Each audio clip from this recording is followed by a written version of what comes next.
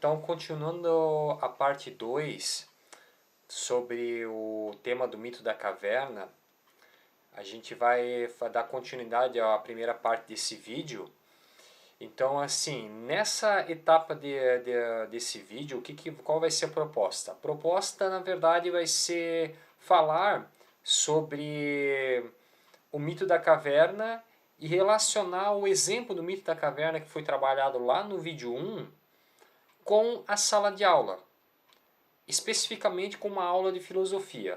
Ou seja, como que dá para ser trabalhado esse conhecimento do mito da caverna, que falava sobre a questão das etapas gradativas do conhecimento, que a gente vai avançando de uma etapa para outra e a gente vai acostumando a nossa visão com uma nova realidade, como que isso dá para ser aplicado na sala de aula, nas aulas de filosofia, para não ficar muitas vezes aquela realidade complicada para o aluno, aquela realidade onde o aluno não consegue às vezes entender certo a disciplina da filosofia, ou muitas vezes quando ele tem dificuldade para conseguir relacionar as teorias mais complexas da filosofia com o cotidiano.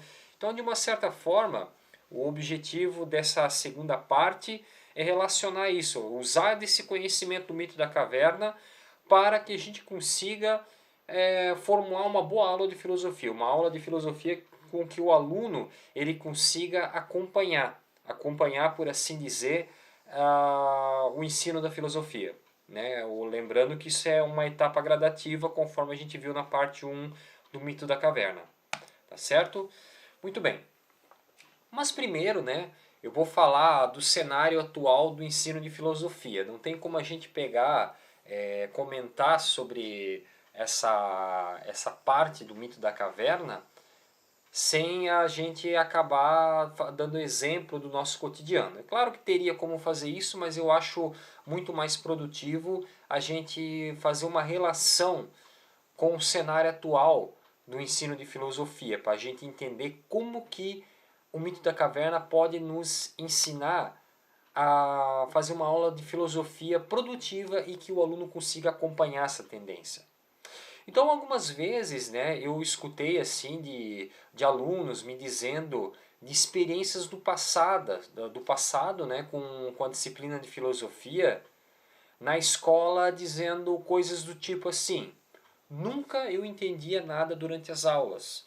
Ou se não, o professor falava, mas a minha mente, né, não absorvia nada.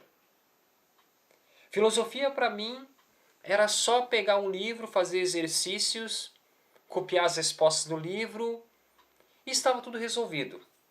10 para todo mundo e pronto. Então, algumas vezes eu já me deparei, por assim dizer, com aulas do cotidiano que os alunos vieram me relatar situações desse tipo. Então, são situações que muitas vezes acontecem, não só na aula de filosofia, pode ser em outras disciplinas, inclusive, né? Mas são situações que às vezes a gente relata. A gente, melhor dizendo, a gente acaba escutando relatos de aluno, né? Em relação a essa situação que eu comentei. Bom, sem contar que quando a gente fala da disciplina de filosofia, nós temos um outro agravante também no meio desse processo, na minha percepção pelo menos, que os livros didáticos muitas vezes, né, muitos deles estão em uma linguagem que realmente o aluno se sente totalmente perdido muitas vezes. Então a linguagem que está expressa nesses livros, muitas vezes o próprio aluno ele se sente perdido no meio dessa trajetória. Então a gente verifica, né, os livros, a gente lê o conteúdo, a gente dá uma revisada no que tem, o que o livro está de uma certa forma expressando para a gente, mas a gente consegue perceber que a linguagem ela está numa linguagem bem complexa muitas vezes para o aluno num primeiro contato com a filosofia. Aí eu pergunto a você, né, que está vendo o vídeo, será que esses alunos nessa condição de ensino de filosofia que eu comentei agora saíram das sombras da caverna para compreender o potencial da disciplina? Será que isso aconteceu? Então, é muito provável que não. Quando a gente escuta, né, esse tipo de comentário, muitas vezes, a gente passa a entender que o potencial da disciplina ela não está muitas vezes sendo trabalhada em sala de aula de uma maneira correta.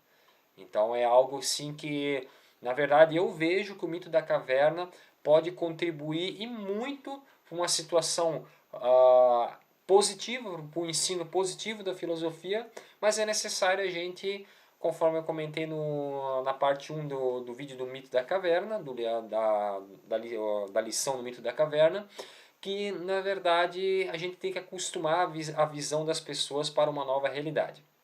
Bom, agora eu vou relacionar as etapas do mito da caverna, desde as sombras que o escravo presenciou durante toda a vida, né, até a etapa da saída da caverna, com o ensino de filosofia na escola. Então eu vou fazer meio que uma relação entre essas duas realidades. Não que seja, né, uma regra isso que eu vou falar, mas seria um exemplo de como acostumar a visão do aluno a sair de uma etapa de sua vida, né, no ensino, para outra que vai exigir outras habilidades que a filosofia tem a oferecer. Então, assim, quando o aluno ele inicia no ensino médio, ele vai se encontrar naquele estágio do conhecimento que geralmente ele tinha um mundo pronto e acabado apresentado a ele. Então isso é muito natural. O aluno saiu do ensino fundamental, veio para o ensino médio. Muitas, não vou dizer todas as disciplinas, né, mas muitas disciplinas acabam trabalhando nessa sistemática. Apresentam uma realidade pronta e acabada, e essa realidade pronta e acabada seria mais ou menos de uma maneira simbólica da seguinte forma: a realidade funciona assim e ponto, né? Então, vamos lá, pega a biologia, né? Tem a questão do ensino da biologia, falando sobre o mundo biológico, falando sobre os seres celulares, unicelulares e assim por diante. E aí já tem um mundo pronto e acabado.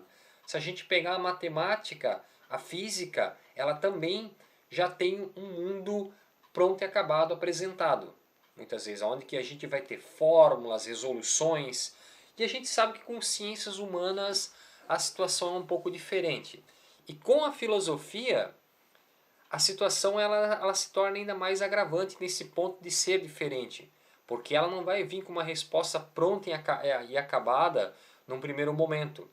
Então é claro que existem momentos que também tem a resposta lá pronta no livro, pronto para ser copiado, vamos dizer bem assim. Mas existe aquele momento da reflexão, de criar hipóteses da pessoa através da sua própria compreensão da realidade e acabar formulando uma determinada teoria, né? Então existe um esforço muito grande da parte do indivíduo também. Então a gente vê assim que a filosofia ela já vem com essa proposta diferenciadora de não vir muitas vezes com um método pronto e acabado, mas sim estimular o aluno a uma nova etapa da vida, uma etapa onde que existe um reforçamento da reflexão. Então, assim, não desmerecendo nenhuma disciplina, né, porque cada disciplina, inclusive as que eu citei e outras disciplinas, ela tem o seu valor, mas a filosofia trabalha com um modo um pouco diferente. A gente sabe disso, né, que ela tem essa característica. Além de ter a questão do uso da razão, a filosofia, ela é um exercício do pensamento também. Então isso é algo assim que muitas vezes o aluno do ensino médio ele acaba levando esse choque de realidade no primeiro momento, justamente por ser uma disciplina que vem com essa proposta diferenciadora, vem com essa proposta inovadora do ensino, certo? Então, muito bem. A própria disciplina em si, a filosofia, eu costumo dizer bem assim, que ela trabalha com o quê? Com escolas de pensamento. Ali você está rompendo, né, com as correntes, as crenças, as correntes que eu me refiro aqui são as crenças dos alunos da realidade que ele presenciou no ensino fundamental. Por que a gente acaba rompendo com essas crenças dessa realidade do ensino fundamental? Porque na verdade a própria sistemática da filosofia ela vai trabalhar de uma maneira um pouco diferente, conforme eu falei. É como se fosse no mito da caverna a realidade que o escravo presenciou a vida inteira, acorrentado e vendo sombras na parede. Então, quer dizer, a gente pode fazer uma relação aqui que muitas vezes aquilo que o aluno ele está presenciando nessa nova etapa do ensino é como se fosse romper com aquela realidade, com aquelas sombras da caverna que foram trabalhadas até o momento, né, no ensino fundamental. Ou seja, aquela maneira de ter a aula de um determinado modo, aquela maneira do ensino ser de um determinado modo, onde que tinha a resposta pronta e acabada, e de repente ela vem com uma nova proposta de ensino. Né? Então a gente consegue já romper com essa crença tradicional. E essa crença seria o quê? Seria muitas vezes aquele sair da condição de espectador de uma sombra. De uma sombra seria uma realidade estática ou uma realidade, por mais que tenha suas mutações, mas que foi trabalhado de um determinado modo no ensino fundamental. Então, nós professores de filosofia, nós iremos romper com essas correntes e o modo tradicional do ensino mencionado. Então, essa é uma situação que eu quero comentar, né? Deixar bem claro, assim, de vem para romper com uma abordagem muitas vezes pertencente ao ensino fundamental, onde que no ensino fundamental a gente tem essa característica também de ser um mundo mais lúdico muitas vezes. E esse mundo mais lúdico é um mundo que no ensino médio a gente vai também deixando um pouco de lado e entrando a nossa mente, nosso ciclo de vivência vai entrando numa realidade mais voltada para o campo da racionalidade, do mundo do trabalho, o mundo da vivência de um modo diferenciado e assim por diante.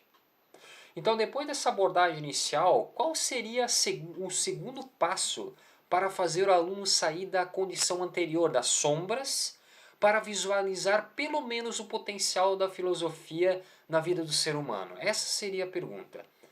Né? Se o aluno está saindo daquela condição de sombra ali do ensino fundamental, uma metodologia que ele viu de uma forma repetitiva, muitas vezes durante os anos, de um certo modo, né? Como que a gente rompe com essas sombras, com essas crenças da realidade para um novo potencial de ensino que a filosofia tem a nos oferecer? Como romper com essas crenças, melhor dizendo, né? Faça aqui uma relação com aquela etapa do mito que o escravo não deve olhar diretamente para o fogo, os objetos e os homens reais, mas sim primeiro para o reflexo desses objetos, refletidos na poça da água. E por que isso? Né? E por que isso, melhor dizendo? Para essa nova realidade não ser tão desconfortável para a compreensão. Então é justamente isso, né? Se a gente vai partir para uma nova realidade, essa nova realidade ela não pode ser uma maneira assim tão desconfortável a ponto muitas vezes de a gente acabar assim desmotivando o aluno na etapa que ele está. Então pode-se, por exemplo, falar da condição do ser humano no mundo atual. Como ele se encontra? Será que a situação vai ficar mais agravante dependendo da situação?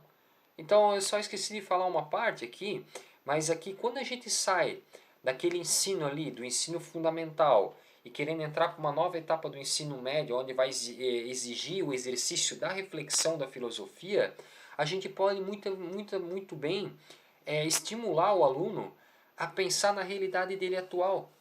Será que essa minha realidade atual que eu estou vivendo hoje, será que essa realidade que eu estou vivendo hoje, será que o mundo moderno que a gente está vivendo hoje, será que é um mundo que, de um certo modo, ele está se tornando mais agravante para o nosso ciclo de vivência? Será que ele está sendo um mundo que simplesmente as coisas estão melhorando? O processo de comunicação está se tornando um processo cada vez melhor para o nosso dia a dia? Como que será que está o nosso mundo atual?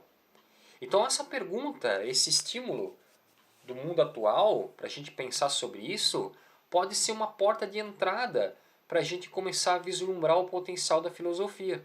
Fazer a pessoa pensar na modernidade atual que nós estamos vivendo. Será que nós estamos com esse processamento dos meios de comunicação, com esse avanço dos meios de comunicação, será que nós estamos evoluindo, apenas evoluindo, ou em certo ponto a gente pode estar regredindo, será? Então são algumas atitudes filosóficas dentro da sala de aula que pode fazer a gente já ver o quanto que a filosofia pode trabalhar de uma maneira diferenciada, né? Estimulando a pessoa na própria realidade dela, muitas vezes. Né? Muito bem. Então, assim, é uma forma de você não tentar explicar as escolas de pensamento já nessa etapa, mas sim olhar para o resultado do mundo. Que quer dizer o quê? Assim, na verdade, é uma forma da gente conseguir, não já tentando explicar para que serve uma determinada escola de pensamento da filosofia, por que a gente tem uma escola e a outra a gente trabalha mais numa série, mais na outra série. Na verdade, não. Ao invés de explicar as histórias, as próprias escolas de pensamento da filosofia, a gente pode explicar sobre o mundo atual que nós estamos vivendo. Então seria uma maneira da gente sair das sombras da parede para começar a enxergar a realidade da filosofia, pelo menos simbolicamente falando, como se fosse na poça da água, o reflexo dos objetos da poça da água, igual no mito da caverna. Então, nesse estágio, você está acostumando a visão do aluno para uma nova leitura da realidade. Né? Igual, conforme eu falei, igual olhar para o reflexo dos objetos através da poça da água. Não é a própria realidade em si, mas já é um ensaio para a própria realidade em si. Só depois de ter apreciado a situação do mundo e refletido sobre ela, a gente avança para outra etapa, que seria compreender questões da ciência, da política, questões sociais, estéticas, através das escolas de pensamento. Quer dizer, por um lado, a gente está habituando a visão do aluno para uma nova realidade. E por outro lado, depois que o aluno começar a habituar a visão dele para uma nova realidade, a gente pode sim começar a trabalhar daí, a explicar para que serve cada escola de pensamento da filosofia.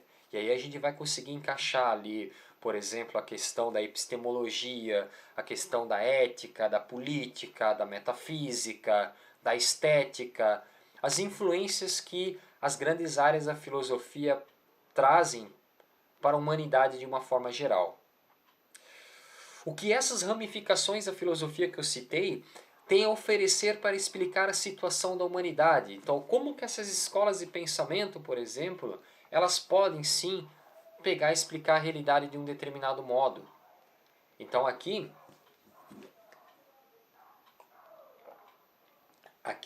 é como se fosse na relação com o mito da caverna, aquela etapa que o escravo já está com a visão habituada para olhar os objetos reais de dentro da caverna. Me refiro aqui ao fogo, às estátuas, aos objetos, aos homens carregando os objetos.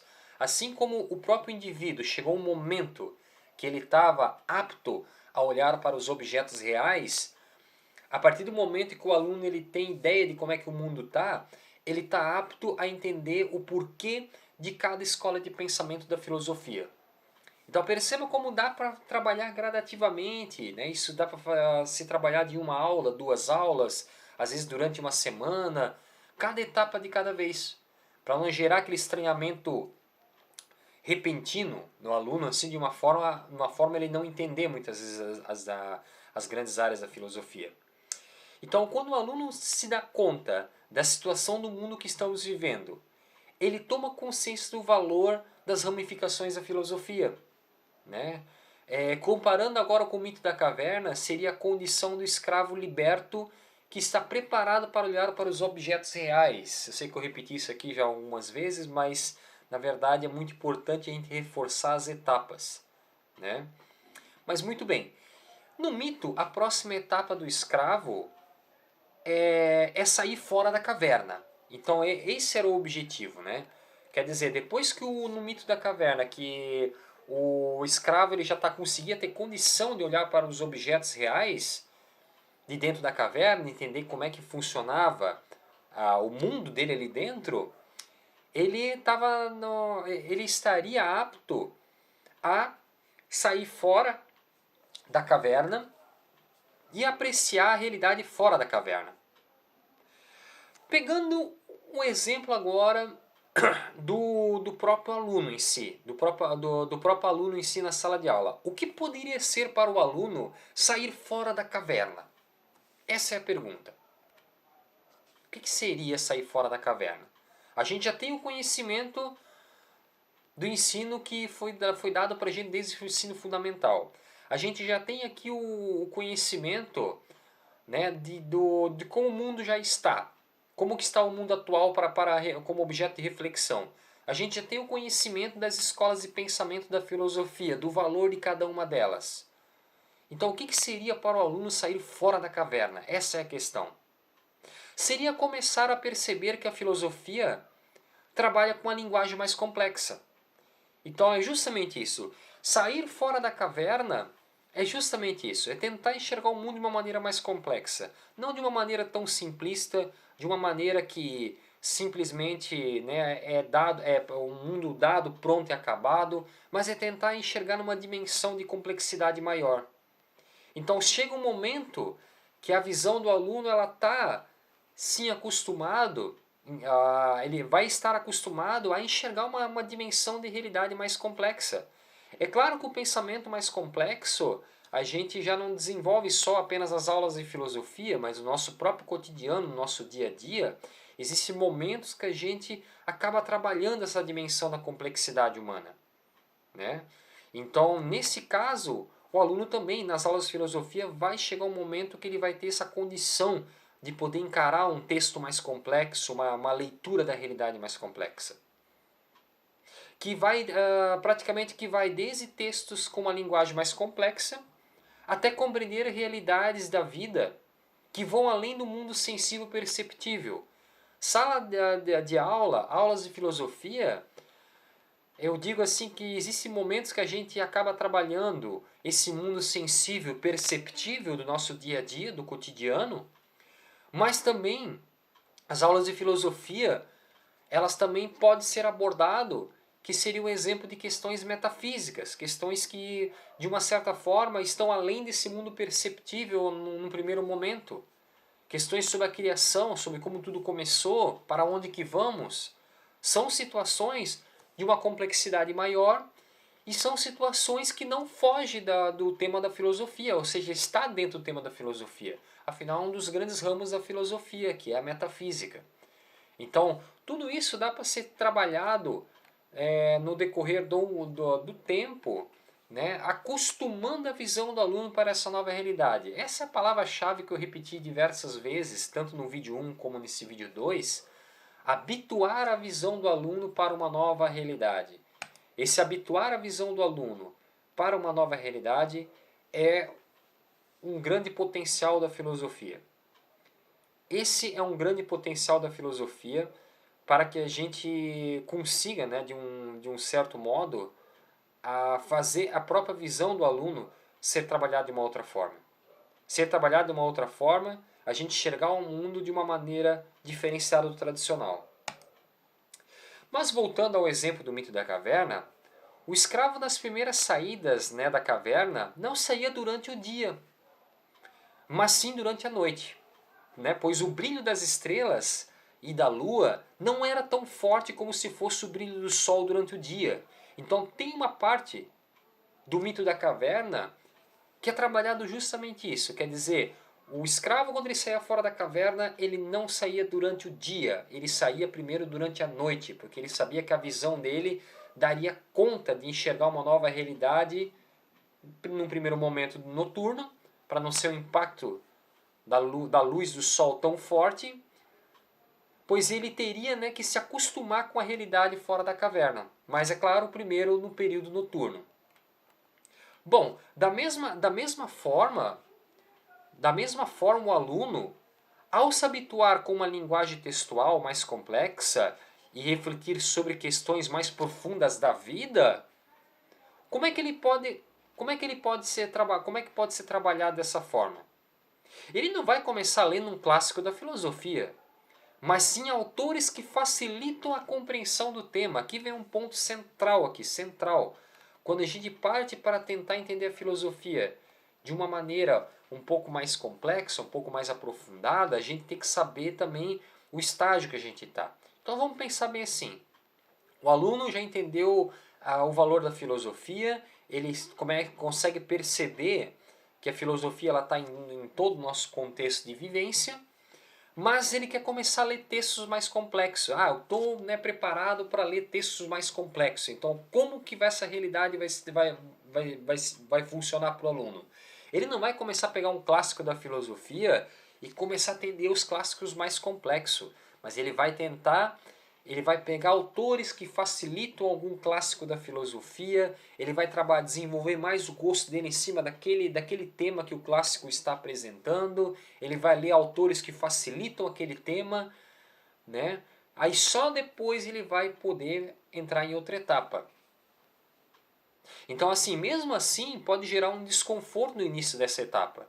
Mas a sua visão vai estar se habituando para uma nova realidade. É isso que eu acho que a gente reforça novamente, né? Às vezes a pessoa vai fazer a leitura de um texto mais complexo da filosofia, a pessoa tem aquele choque de lidar com uma linguagem mais complexa. Mas, conforme eu falei, se a gente pegar, ler autores que estão facilitando os clássicos da filosofia, a gente está habituando a nossa visão da realidade para uma nova realidade. A gente está habituando a nossa visão para uma realidade mais complexa. Começando um pouco mais de baixo, como se fosse, né? Ou, conforme o mito da caverna, estamos saindo fora da caverna durante a noite, não durante o dia. Porque se a gente sair durante o dia, o choque pode ser muito forte, né? Então, voltando ao mito da caverna, chegou um momento que o escravo começou a sair da caverna durante o dia e apreciar a luz do sol, até porque a sua visão já estava preparada para essa etapa. E ele começou a compreender a importância do sol para a vida. Então lá no mito da caverna teve essa etapa. O escravo, ele estava habituado a sair, a visão dele já estava sendo trabalhada para sair fora da caverna. Ele começou a entender a importância do sol para o ecossistema, para o ciclo de vivência de uma forma geral, né? E assim é o aluno também fora da caverna também. Da mesma forma, o aluno ele vai chegar a uma etapa da vida que ele vai ter condição de se aprofundar mais na filosofia. Porque a sua visão foi trabalhada para isso. Então, olha só, essa questão da visão do aluno ser trabalhado para isso, isso aqui é central. É central, que eu comentei algumas vezes, mas é uma etapa gradativa que a gente vai trabalhando a visão do aluno, né? Então, assim, a grande lição do mito da caverna para nós professores é, em um primeiro momento, a gente reconhecer a condição dos alunos em sala. Então, muitas vezes a gente quer partir para uma parte do ensino, a gente tem esse objetivo de ensinar algo ali na sala de aula, no cotidiano, que realmente a gente vê a importância que isso vai ter para a vida do aluno. Mas a gente não pode esquecer justamente disso, que a gente tem que acostumar a visão do aluno para uma nova realidade. A gente tem que acostumar a visão do aluno para uma nova realidade. A gente tem que acostumar a visão do aluno a poder encarar uma outra dimensão. E tudo isso são etapas. Etapas que vão se trabalhando gradativamente. Então não é algo que do dia para a noite a gente acaba fazendo isso. Né? Não é algo às vezes que 1, 2 dias a gente consegue ter esse objetivo. Trabalhar a visão do aluno para uma nova realidade é um processo gradativo. Sabendo qual o nível de percepção do aluno sobre o tema e qual a sua condição no momento, igual às sombras vistas pelos escravos do mito da caverna, ele é um procedimento que envolve uma compreensão, a nossa própria compreensão da gente estar fazendo uma leitura da realidade. Então, da mesma forma que o escravo lá, ele saiu das sombras, ele foi apreciando gradativamente outras realidades, ali a gente consegue trabalhar a nossa própria visão da condição do escravo. Assim como a gente pôde trabalhar a nossa própria visão da condição do escravo na situação que ele estava, assim, assim também é o aluno na sala de aula. Quando a gente consegue trabalhar a visão que nós temos da condição dele, aonde ele está agora e aonde que ele pode chegar, acostumando a visão dele gradativamente. Esse é um processo contínuo, né? É compreender também, nesse caso que seria, e compreender também, né, que o avanço de uma etapa para outra vai exigir um caminho gradativo, que vai respeitar a condição atual para uma etapa posterior. Então aqui a gente consegue, né, perceber claramente isso, né, que trabalhar a visão do aluno, né, para uma nova realidade é uma etapa gradativa. Lembrando sempre da questão de habituar a visão do aluno para uma nova realidade, é algo que, na verdade, vai exigir iniciativa da nossa parte também. Ou seja, tem que ter uma iniciativa da nossa parte, tem que ter uma certa visão nossa de que a gente muitas vezes vai ter que ter muita calma no meio desse processo. E calma que eu digo é o quê? Calma, eu digo assim, é a calma com a gente mesmo, a gente conseguir pegar, respeitar cada etapa. E cada avanço que tiver de uma etapa para outra, a gente tem que comemorar. Comemorar com o aluno, comemorar com nós mesmos, né? Que a gente está conseguindo trabalhar essas etapas. Então o mito da caverna, eu sempre digo assim, ó, ele tem muito a nos ensinar, muito a nos ensinar sobre a própria parte cognitiva do aluno, a parte da aprendizagem, e nos faz lembrar que em alguma etapa da vida nós também estávamos na condição do aluno, enxergando as mesmas sombras que eles estão vivenciando hoje. Então, em muitas etapas da nossa vida, a gente sempre tem que lembrar isso, né? Que em algumas etapas da nossa vida, a gente estava enxergando as sombras semelhante com o que os alunos estão enxergando hoje. A gente também estava naquela condição para chegar nesse nosso estágio do conhecimento. Foi um processo de transição gradativo que a gente, né, acabou saindo de uma determinada zona de conforto muitas vezes e indo para uma zona mais progressiva, uma zona que exigiu novas habilidades de nós mesmos e que a gente também teve um processo gradativo para habituar a nossa própria visão para uma nova realidade. Né? E isso aí, na verdade, a gente percebe assim que é um processo que é para a vida inteira. Toda etapa nova da vida que a gente entrar, a gente vai ter que habituar a nossa visão para essa nova realidade. Então esse praticamente é, é o grande esse praticamente é um dos grandes uma das grandes lições do mito da caverna, que tem a nos ensinar todo dia, tem a nos ensinar algo sobre a vida, sobre a aprendizagem. E eu praticamente quero agradecer a presença de todas as pessoas que estavam presentes para assistir, que estão presentes, finalizando de assistir esses vídeos, essa sessão de vídeo que eu gravei. Né? Então o mito da caverna praticamente eu encerro por aqui. Né? Na verdade são duas etapas, a parte 1 e essa é a parte 2. Quero agradecer profundamente a todas as pessoas que assistiram esse vídeo e até a próxima. Até mais!